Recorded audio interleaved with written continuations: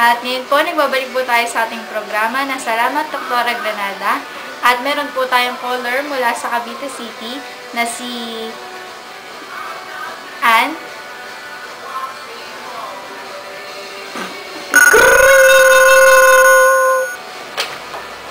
Hello? Hello, Doktora! May tatanong lang po sana ako kasi mataas po yung cholesterol level ko. Tanong ko lang po kung anong gamot po yung pwede pong ibigay sa akin. Sige. Pwede mo mong i-take yung simvastatin. Kasi yun, nakakababa nga siya ng cholesterol level. Saka, kaso nga lang, mayroon siyang mga side effects. Like headache. Pwede kang makaranas ng pananakit ng ulo. Pero kaya mo naman yun siguro. Tapos, pwede ka rin makaranas ng pagsusuka. At saka pananakit ng tiyan. Ano po ba yung brand name po nun? Zocor. Ano po bang kulay po siya para po madali kong mahanap? Kulay pink siya. Okay po, Dok. Sige po, Dok. Maraming salamat po, ha. Sige.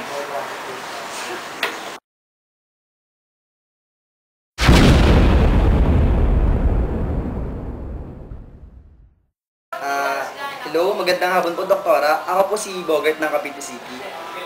Meron po kasi ako infection. Gusto ko lang po sana itanong kung ano po yung gamot na pwede kong inumin. Bogart? Bogart nga ba? Pwede mong inumin yung Sumapen. Sumapen. Ang niya ay penicillin V potassium. Yun yung niya, yung generic name niya.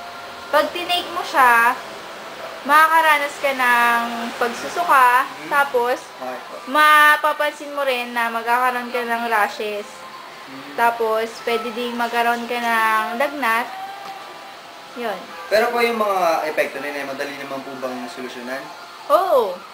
So, matanong ko lang po, ano po ba yung form at saka kulay nung gamot? Para mas madali ko po siyang mahanap. Capsule siya na kulay peach and green. So, ganun po ba? Gano'n po siya kadalas iniinom? 2 beses isang araw. Sige po, maraming salamat sa tulong niyo. Magandang hapon po ulit. Bye-bye. See ya.